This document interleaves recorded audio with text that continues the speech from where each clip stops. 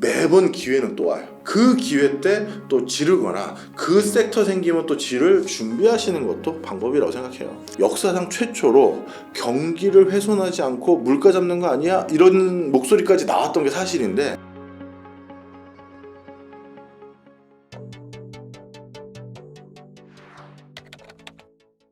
저는 명지대학교에 근무하고 있는 박정호라고 하고요. 라디오도 하나 진행하고 있고 간간히 방송이나 또 웅달 책방 등에서 이렇게 만나 뵙고 있는 경제 전문가 박정호라고 합니다. 반갑습니다. 네, 반갑습니다. 그리고 요즘에 유튜브 채널 여의도 멘션 네. 너무 핫한 것 같습니다. 이게 말은 그렇지만 우리 웅달님께서 도와주신 덕분이죠. 아유, 그래서 구독자가 하루에 거의 1000명씩. 살펴두신 덕분입니다. 그래서 앞으로도 좋은 컨텐츠 많이 나눠주시면 예. 너무 시청자분들이 좋아하실 것 같습니다. 아유, 고맙습니다. 그래서 이번에 또 세계 지도를 펼치면 돈의 흐름이 보인다라는 신간을 또 출간하셨어요. 예. 책에 대한 소개도 좀 부탁드릴게요. 예, 처음 책을 집필하기로 마음 먹었던 거는 예전에 이제 KDI라는 정책연구원 다니고 있었을 때 그때 해외 출장을 여기저기 좀 많이 다녔어요. 그러면서 언젠가 이 해외에서 제가 알고 있었던 그 나라에 대한 선입견, 이게 저뿐만 아니라 우리나라 많은 분들이 비슷하게 가지고 계실 텐데 이걸 깰 수 있는 책들을 내면 좋겠다 이렇게 마음은 먹고 있었다가 이거를 이제 실천에 본격적으로 옮기게 된 배경은 요즘 미중 간의 갈등, 탈석유 기조, 그다음에 러시아 우크라이나 전쟁 등으로 인해서 전 세계가 맞물려 있는 일종의 밸류체인이 바뀌어 가더라고요. 그래서 지금 우리나라도 마침 중국을 대체할 신규 시장을 또 찾아야 되는 상황에서 예전에 경험했던 내용들 잘 추리고 업데이트해서 책으로 내면 도움되지 않을까 싶어서 이번에 내게 됐습니다. 그 세계를 이렇게 돌아다니셨는데요. 진짜 미국하고 중국 같은 굵직굵직한 나라뿐만 아니라 책에 보니까 미얀마도 네. 있고 나이지리아도 있고 예. 되게 엄청 많으시더라고요. 예. 몇 개 한번 나라 다녀오셨는지 그것도 한번 해주실 거예요. 지금까지 출장 겸 여행도 포함해서요. 네. 그래서 적어도 내가 이 나라 상당 기간 체류했다라고 할 수 있는 나라는 한 60개국 되는 것 같아요. 네. 와. 네. 그냥 우리가 한 3박 4일 갔다 온 걸로는 그 나라를 안다고 하긴 좀 그렇잖아요. 근데 이제 프로젝트를 한번 하게 되면 킥오프 미팅하러 한번 갔다가 중간 보고회 한번 하러 가고 최종 거기 하고 이제 어레인지하고 또 가고 하면서 그 나라 공무원이든 주재원이든 누구랑 자꾸 대화도 하고 또 이렇게 알아가게 되는 과정이 있는데 그런 나라들 다 추리면 확실히 50개국 넘는 것 같아요. 와, 그 올림픽 이런 거에 한 100여 개국, 130개국이나 그 정도 출전하는 걸로 알고 있는데 예. 와, 절반을 다녀오신 거예요. 그러게요. 참 힘들게 살았습니다. 와, 그래서 정말 교수님께서 정말 교수님이시기 때문에 이 세계 지도를 펼치면 돈의 흐름이 보인다 해서 세계 각국을 그 판이 어떻게 바뀌고 있는지 그걸 써주실 수 있는 분, 유일한 분. 아유, 또 이렇게 같은데요? 과찬하고 그러세요. 그래서 그 주요 국가들 예. 현황과 앞으로의 전망 같은 것들 하나하나 좀 짚어보면 좋은데 네. 아무래도 좀 미국부터 예. 좀 짚어봐야 될 것 같습니다. 그래서 책에서 보니까 최근 국제사회를 움직이는 게임의 규칙이 바뀌고 있다. 냉전 이후 미국이 주도하던 국제정세 흐름이 크게 변하기 시작한 것이다 라고 말씀을 해주셨는데요. 좀 큰 틀에서 어떻게 변하고 있는지 좀 맥을 짚어주시면 좋겠습니다. 네, 과거에는 미국이 세계 경찰 역할을 본인이 스스로 주도해 갔습니다. 그리고 남들이 원하지 않았음에도 불구하고 본인이 마치 야경 국가 역할을 한다라고 해서 스스로 많은 국가들에게 직접적으로 일에 개입을 해왔거든요. 근데 요즘은 미국이 그걸 원하지 않는 것 같아요. 트럼프 때의 정책 기조가 아메리카 퍼스트였고 바이든 때의 정책 기조는 아메리카 온리예요. 그러니까 미국만 생각하겠다라는 거거든요. 그러다 보니까 예전에 비해서 전 세계 일들에 오거나이즈하고 관여하는 비중이 크게 줄어들기 시작했어요. 그러면서 일어나는 여러 변화들이 있는데 일단 첫 번째로 제가 책에서도 슬쩍 언급했습니다만 전 세계 여기저기를 돌아다니다 보면 미군이 주둔하지 않는 나라가 거의 없어요. 네. 전 세계적으로 미국이 미국 밖에 미군 기지를 운영하는 곳이 확인된 곳만 700곳이 넘어요. 와. 그러니까 어마어마한 거죠. 근데 반면에 중국 같은 경우는 중국 본토 밖에 본인들이 군사기지를 가지고 있는 게 이제 2개 생겼어요. 아, 그래요? 예전에 지부티라는 곳에 한 곳이 있었었고, 근데 이 지부티는 전 세계 웬만한 국가들은 다 군사 기지를 가지고 있는 나라예요. 러시아도 있고 미국도 있고 여러 국가가 거긴 군사 기지를 가지고 있는데 최근에 들어서 캄보디아 하나 더 생겼습니다. 그래서 중국이 이제 뒤늦게 이렇게 어떻게 보면 미국과의 패권 경쟁 속에서 해외에 교두보를 만들려고 하는 추세고 미국은 반대로 이 700개 가까운 것을 자꾸 철수하려고 하고 관심이 덜해지고 있어요. 그래서 이제 전 세계의 다른 나라와 관계가 좀 끊어가려는 모습도 많이 보이고 있고요. 그 과정에서 그런 것들이 경제적으로 엮여 있을 때는 어떤 맥락이냐면 예전에는 미국이 상호 호혜적인 관점에서 해외 국가의 물건도 적극적으로 사주기도 하고 그 나라에 공장을 짓거나 이런 거에 적극성이 있었었는데 이제는 반대예요. 우리 미국이라는 단일 소비 시장에서 제일 큰 소비 시장 갖고 있는 미국에 물건 팔고 싶으면 전부 들어오라는 거죠. 그래서 이런 것들이 미국의 정책 기조가 많이 바뀌어가고 있고요. 최근 들어서 미국인들이 이런 기조에 대해서 훨씬 더 그래 이렇게 해야지라는 그런 논조가 더 강해지는 것 같아요. 그래서 내년 이제 좀 있으면 이제 2024년 벌써 나오잖아요. 2024년도부터는 이제 미국 대선 선거 때 오히려 공약들로 나올 것이 외국 신경 쓰지 말고 이제 돈 버는 족족 우리 내부 일자리 챙기고 내수 경제 지원하고 이런 데 신경 써라. 이런 것들 그게 제일 영순이고 네. 두 번째는 중국 좀 견제하자. 네. 요 정도가 될 것 같습니다. 그렇군요. 그럼 그렇게 된다면은 뭐 제3세계라고 할까요? 그런 나라들은 더 어려워지는 걸까요? 그럼요. 사실 아주 독특한 거가요. 앞서서도 잠시 말씀 주셨습니다만 책에 아프리카 국가들에 대해서도 많이 썼는데 나이지리아 같은 경우는 오히려 서구 열강의 어떤 세력 나름대로 영향력 이게 싹 빠져나가고 났더니 오히려 무정부 상태가 오래가고 있어요.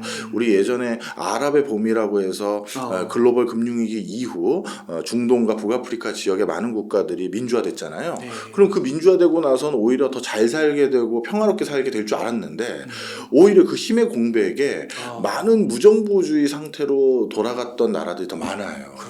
그러다 보니까 개도국들은 실질적으로 더 어려움에 처해질 가능성이 더 많은 상황이고요. 그런 차원에서 사실 제가 아프리카 갔었을 때 아프리카에 있었던 나이지리아의 뭐 우리나라로 따지면 재무부 그 국장급 되는 분이라든가 그리고 케냐의 우리로 따지면 뭐 코트라 같은 그 역할을 하는 공공기관의 사장님 이런 분들은 저한테 뭐라고 했냐면 한국이 참 부럽대요. 왜요? 그랬더니만 한국은 냉전이라는 구도 속에서 미국이 이 공산 진영이 확산되는 걸 막기 위해 엄청 지원했던 나라 아니냐. 그것도 그렇게 보는 거군요. 그렇죠. 그래서 너희가 사실 한국 전쟁 끝나고 나선 힘들고 못 살고 가난하다고 해서 우리 케냐가 도와줬는데 이제 와서는 니네가 이렇게 잘 살게 된 게 솔직히 미국의 도움 없이 가능하냐 이렇게 보더라고요.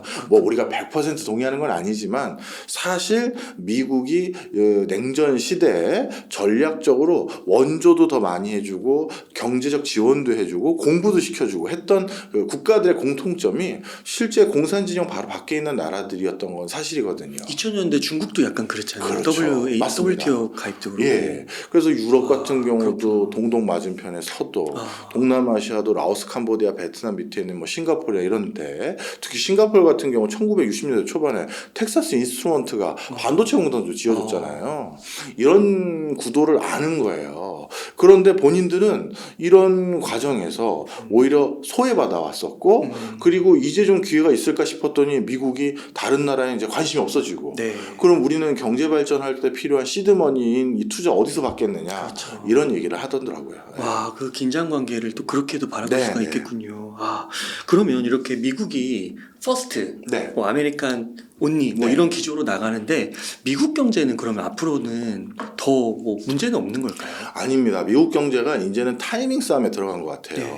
좀 설명을 드리면 얼마 전에도 그 IMF에서 보고서 나온 걸로 알고 있는데 1960년대 이후로 전 세계에서 인플레이션을 경험했던 국가 사례 65건에 대해서 56건인가 헷갈리네요. 하여튼 그 언저리쯤 되는 국가들의 사례를 전부 조사했더니 인플레이션을 극복하는 과정에서 경기 침체가 도래했던 적이 72%나 된다는 거예요. 왜냐하면 물가 잡으려면 금리 확 올려야 되잖아요. 그렇죠. 금리 올리면 경기 죽는 거죠. 그렇죠. 경기가 위축되니까요. 그래서 대부분의 사례가 그랬었다라는 것이 있고, 그 다음에 그 과정에서 또 한 가지가 물가 잡는데 5년 가까이 시간 걸린 나라가 또 70% 가까이 됐거든요. 이 보고서만 보더라도 지금 사실 미국 경제가 신기한 거거든요. 네. 금리는 5%대까지 올렸는데 경기 시그널은 그렇게 나쁜 건 아니에요. 수치상으로는. 네. 경제 성장률도 기대치보다 훨씬 높았고, 고용은 얼마 전까지만 하더라도 완전 고용 상태에 다다를 정도였고, 네. 그러니까 성장률 좋지, 고용 좋지. 그러니 야, 물가가 조금씩 잡혀가고 있는데 경기가 안 죽은 거 보니까 야, 이거 미국이 역사상 최초로 경기를 훼손하지 않고 물가 잡는 거 아니야? 이런 목소리까지 나왔던 게 사실인데, 네. 최근에는 급격히 경기가 좀 위축돼 가는 것 같아요. 아, 그래요. 9월 달부터는 시티뱅크나 뱅크 오브 아메리카의 그 신용카드 결제 금액에서 소비가 차지하는 비중이 줄기 시작했고요. 그리고 고용지표 상에서도 예전에 재난지원금이 등등 해서 조기 은퇴한 사람도 있고 여러 가지 요인으로 고용 지표가 좋았는데 이제 다시 취업 전선에 나오는 사람들이 늘기 시작했어요. 그러다 보니까 이게 아직 물가는 2% 상승률대로까지 안 왔는데 물가 잡기 전에 다시 경기가 좀 어두워지는 거 아니냐. 네. 요런 지금 우려가 살짝 올라오고 있거든요. 그렇군요. 그러다 보니까 파월을 비롯해서 연준 위원들이 안 되겠다. 이 타이밍 놓치기 전에 물가를 더 빨리 잡아야겠다. 2%에 빨리 안착하러 들어가야겠다 생각을 하는지 금리를 또 올리려고 하잖아요. 그렇군요. 그리고 매파적 발언도 굉장히 세졌고요. 네. 그게 제 소견으로는 경기가 꺼지기 전에 물가를 빨리 잡았다는 소리를 들어야 그 뒤부터는 금리를 낮춰서 경기를 다시 부양할 수가 있으니 지금 그 아주 미묘한 타이밍에 들어간 것 같고요. 만약에 이 타이밍을 잘 발현해서 경기 침체를 일으키지 않고 물가가 2%대로 어느 정도 안착했다라는 소리를 들으면 야, 진짜 파월은 미국 역사상 최초로 경기 훼손 없이 물가 잡은 인물이 되는 게 아닌가 싶기도 해요. 와, 진짜 경제 최고의 지휘관처럼 그런 네. 역할을 하는 거예요. 예. 그 고금리 시대는 좀 계속 좀 지속될 거라고 보세요. 저는 이번에 물가가 잡혔다 하더라도요. 예전과 같은 저금리 기조가 쉽게 도래하기는 좀 어려워 보이고요. 또 한 가지 좀 불편한 말씀 드리게 된다면 옛날 같은 진짜 초저물가가 또 도래할 수 있을까도 조금 걱정이 있어요. 그렇군요. 이유를 좀 설명을 드리면 2000년대 이후 아마 경제활동을 하기 시작했던 분들은 공통적으로 아마 물가 가지고 고민한 적 없으실 겁니다. 2000년 이후 우리가 고물가를 접해본 적이 없거든요. 네. 우리나라만 하더라도 물가 상승률 목표치인 2%조차도 못 이르러서 맨날 어떻게 물가 상승률이 2%가 안 되냐 그 지적을 받았던 나라 중에 하나예요. 디플레 전쟁 용어 그렇죠. 막 그랬던 것 같아요. 네, 맞아요. 아니 전 세계가 이렇게 물가 걱정을 아무도 안 했는데 그 가장 큰 원동력은 중국 때문이었어요. 그렇군요. 중국이 세계 공장 역할을 하고 그곳에서 값싸게 물건을 대량으로 만들어서 쏟아붓기 시작하니까 물건 가격이 안정적이지 않을 수가 없는 거예요. 사실 우리가 뭐 옷 브랜드 신경 안 쓰면 사실 옷값이 정말 상상을 초월할 정도로 싸고요. 맞아요. 그 다음에 신발도 마찬가지고 또 음식 먹거리도 마찬가지인 게 하다못해 동네 분식점에 가서 아직도 김밥 한 줄을 우리가 3-4천 원에 먹을 수 있는 가장 큰 이유는 그 안에 식자재 중에 일부가 중국산이고 안에서 서빙 보시는 분들 중에 일부가 또 중국에서 오신 분들이 꽤 계시잖아요. 맞아요. 그게 다 물가를 잡아준 거예요. 네. 그런데 지금 어떤 상황이냐? 일단 중국이 예전 같은 저임금 그다음에 저물가 기조가 아니에요. 그러다 보니까 중국산 물건이 더 이상 싸다라고 말하기가 약간 애매모호해졌고 더 큰 문제는 그냥 중국산을 안 받겠대잖아요. 그런 그 무역 단절을 지금 추구하는 상황에서 제일 싸게 만들 수 있는 곳에서 못 만들면 이건 물가 상승 압박 요인으로 작용할 가능성이 높아 보이고요. 그다음 또 한 가지는 전 세계가 이제 고령화되다 보니까 예전보다 사람들이 뭔가 새 물건을 만들면 사줄 것이다라는 기대 심리가 OECD 국가 반열에서는 좀 많이 줄어들기 시작했어요. 그러면 적극적인 투자나 적극적인 생산 활동에 참여하려는 하는 사람들이 줄어들거든요. 네. 그것도 역시 뭔가 생산의 활발함을 떨어뜨릴 요인이 돼서 물가 상승을 야기할 수 있는 요인으로 작용할 가능성이 커요. 그럼 좀 총체적으로 봤을 때 이런 시기는 조금 보수적으로 가게나 개인이나 좀 대비할 필요가 있다고 보세요? 좀 사실 그렇게 봅니다. 예전과 같은 그 공격 성향의 우리가 투자를 지금 당장 하는 거는 약간 좀 무리수가 있어요. 네. 제가 늘 예전에 초창기에 자주 말씀드렸던 건데 우리 이런 재테크 채널들이 코로나 때 많이 맞아요. 생겼잖아요. 엄청 성장했죠. 네. 네. 그때 제가 뭐라고 여기저기 그 말씀드렸다가 욕을 엄청 먹었냐면 그 종합주가 지수가 막 갑자기 뭐 1,500 근처까지 4,000 간다고 떨어졌다가 4,000 간다고 하고 2,500 찍고 3,000 근처 막 가려고 할 때 3,000 결국 넘었지만 네. 저한테 그러시는 거예요. 많은 분들이 지금 주가가 막 올라가고 있는데 어디까지 올라갈 것 같으냐, 그렇게 막 올라갈 때는 또 누가 이제 더 이상 안 올라갈 것 같습니다 얘기하면 고춧가루 뿌리는 맞아요. 거니까 다들 화나시잖아요. 그렇죠. 그럼에도 불구하고 저야 무슨 금융권에 일하는 애널리스트나 펀드 매니저가 아니니까 그냥 공부한 사람 다운 소리를 할 수밖에 없거든요. 뭐 공부한 사람이 매번 맞췄다는 얘기는 아니지만 그때 뭐라고 제가 말씀드렸냐면 한번 생각들을 해보십시오. 1년 만에 우리나라의 그 전에 코로나19 전에만 하더라도 종합주가지수가 2,000선에서 계속 몇 년 동안 왔다 갔다 했는데 갑자기 코로나 터지자마자 1,500으로 뚝 떨어졌다가 지금 2,500을 넘어 3,000 근처까지 가고 있다. 그 당시에 그렇게 얘기를 하면서 그럼 여러분들 불과 1년 만에 우리나라 기업들의 내재 가치가 50% 상승할 만한 일들이 생겼습니까? 안 생겼잖아요. 네. 이건 철저히 돈의 힘입니다.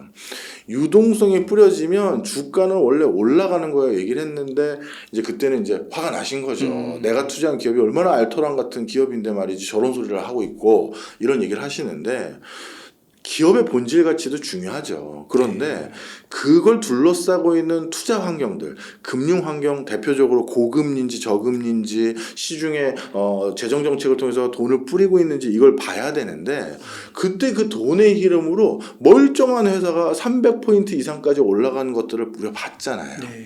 그럼 지금 상황이 어떠냐? 그 돈의 힘을 다 회수하고 있잖아요. 그러면 당연히 주가가 아주 냉정하게 말하면 예전 수준까지 돌아가거나 네. 그 사이에 기업들도 물론 발전하고 개선했으니까 예전 수준보다 조금 올라가는 선에서 마무리 치는 게 정상이겠죠. 네. 네. 돈의 힘에 돈의 잔치는 끝났으니까요.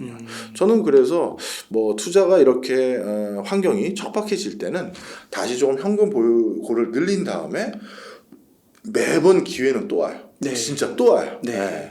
그 기회 때 또 지르거나 그 섹터 생기면 또 지를 준비하시는 것도 방법이라고 생각해요.